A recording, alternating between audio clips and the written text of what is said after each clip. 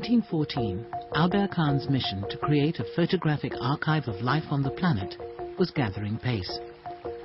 From his mansion on the outskirts of Paris, Kahn was sending photographers all around the globe to record the richness and variety of human culture.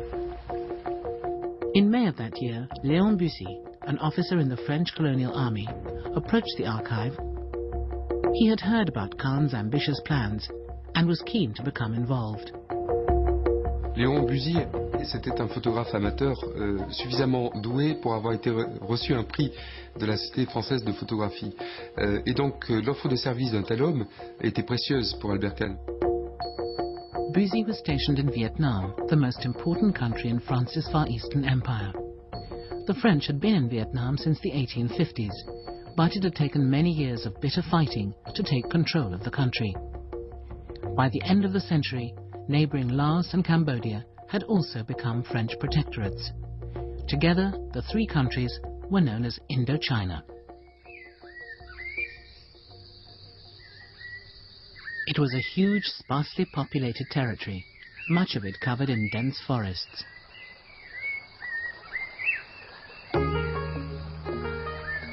Bussy took most of his pictures for the Kahn archive in the province of Tonkin, next to the Chinese border.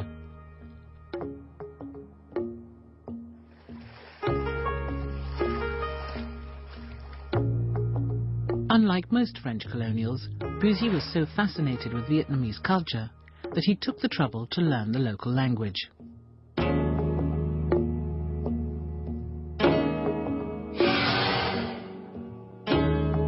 L'avantage de disposer des services d'un homme qui connaît aussi bien le pays, c'est sa capacité à décrypter en quelque sorte les comportements des gens. Et au fond, c'est cette qualité d'empathie que peut manifester Bussy envers une population qu'il côtoie depuis longtemps et qu'il connaît bien. It's not like, a big white man came around with his camera to take pictures, but he clearly enjoys sharing some moments with them, and nobody looks sort of scared of the Frenchman.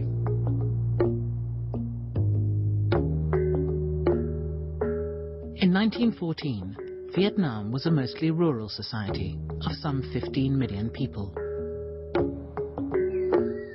Rice was the central element of the local diet throughout Vietnam. Its production meant unrelenting toil in the paddy fields. In Vietnamese society, everybody, when they become 18 years old, the village give them a pieces of land to plant the rice, to get something for you to eat. Rice is everything to Vietnamese family. In spite of being blessed with 2 annual rice harvests, in Tonkin there was rarely enough to feed everyone.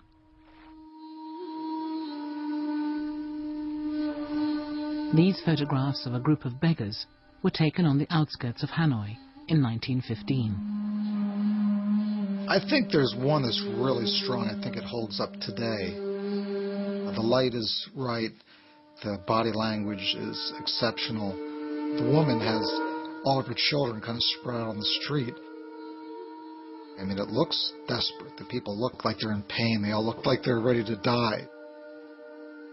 It's very dramatic, and I think it's pulled off extraordinarily well.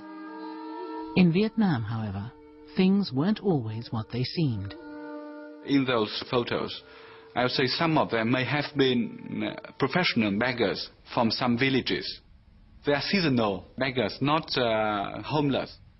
They have the house. So when they don't have to do the work in the paddy fields, they go out to big cities, begging, collecting money, and some visiting friends. Though Vietnam was a poor country, it had a rich and vibrant culture. In Tonkin, wrestling was a popular sport. These men are praying to their village gods for success in upcoming bouts. The larger villages hosted touring theatre companies, and many had their own troupes of amateur actors.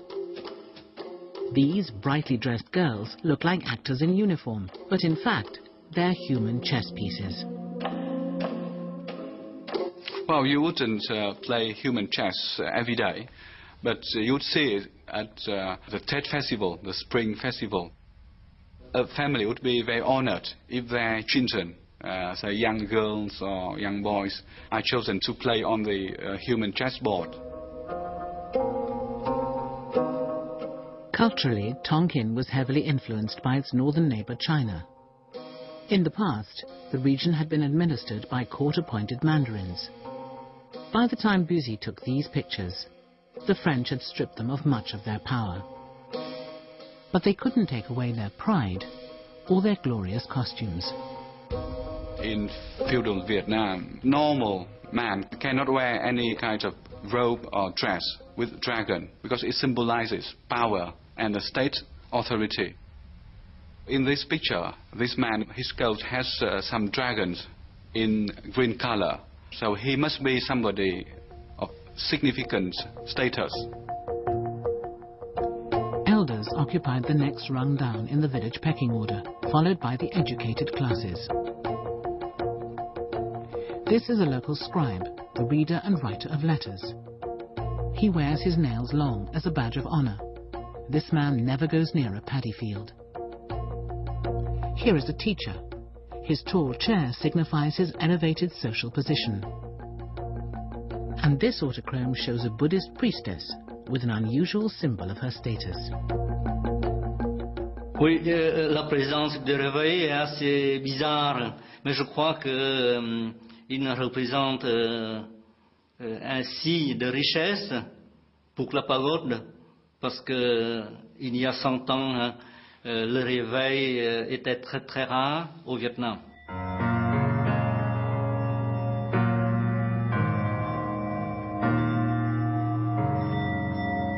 Vietnam was a deeply religious country. Imported beliefs such as Buddhism from India and Confucianism from China coexisted with local cults and the almost universal practice of ancestor worship. The dead were very much alive in the minds of Vietnamese peasants. They left food for deceased ancestors on altars inside their houses and outside their villages. On important anniversaries, they burned paper models to send presents to their relatives in the afterlife. Every July, on the day of the first full moon, ceremonies were carried out to release any poor souls who were trapped in the underworld. This priest is performing in front of a paper model of one of the 10 courts of hell. He uses his staff to symbolically smash open its gates and set the spirits free.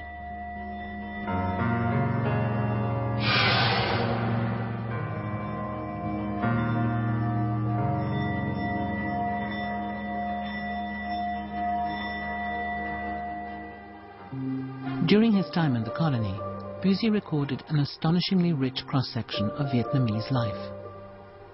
From rich men to lepers. From the very old to the very young. Actors, factory girls, sailors, musicians. But very, very few French men and women. Occasionally in his pictures of Hanoi, there are French buildings and hoardings with Western advertising. Yet the colonists themselves appear only as tiny figures on the edge of frame, dwarfed by the landscape and lost in the background. But his pictures do show their impact on Vietnam. The French built cathedrals and opera houses and created roads and railways to open up Indochina to trade. This is the Dumer Bridge near Hanoi, constructed in 1902 by the world-famous Eiffel Company. Le pont Dumer, c'est une énorme masse de métal, très solide d'ailleurs, et assez beau d'ailleurs, il est assez beau ce pont. Le pont Dumer, il a presque environ 2 km, c'est le plus long pont du monde à l'époque. Les Français n'ont pas payé, ce sont les paysans vietnamiens qui ont payé. C'est par le prélèvement très lourd sur le produit de l'agriculture paysanne. Les colons, les Européens, ne payent pas d'impôts. French traders grew wealthy by exploiting Vietnam's natural resources. While many peasants went hungry, colonial businessmen turned Vietnam into one of the world's biggest exporters of rice. There was also money to be made on the domestic market. The colony's budget depended on revenues from state monopolies on salt, alcohol and opium. Alors il y a partout dans les villes un établissement avec le drapeau français où il y a marqué RO, Régie de l'opium. The French encouraged the Vietnamese to smoke opium. They opened up a network of opium shops and smoking rooms. The Vietnamese were subject to exploit. Il y a eu des fortunes qui se sont édifiées sur la vente de l'opium. En gros, l'opium fournit à peu près 20 à 23% du budget du gouvernement général. Opium was usually the preserve of men, but one of Busy's most striking images is this study of a young woman surrounded by the paraphernalia of opium smoking. Like many Frenchmen in the colony, Busy was fascinated by the women of Indochina.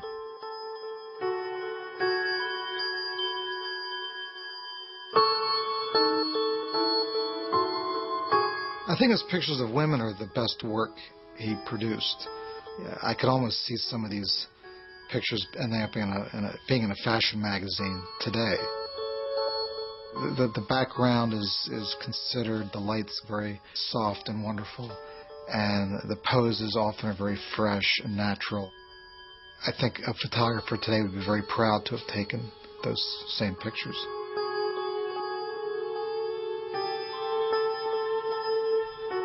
Busy even persuaded one young woman to strip off in front of camera.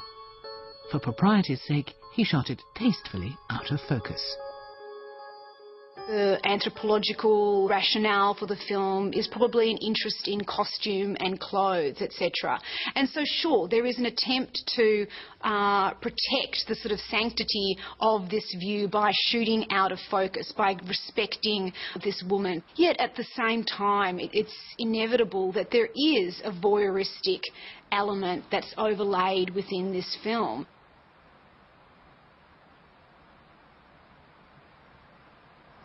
Dans le monde des Européens, il y a peu de femmes, très peu de femmes. Donc, on est toujours à la recherche, l'Européen cherche aussi le contact féminin. Et il ne peut le trouver que parmi les femmes colonisées.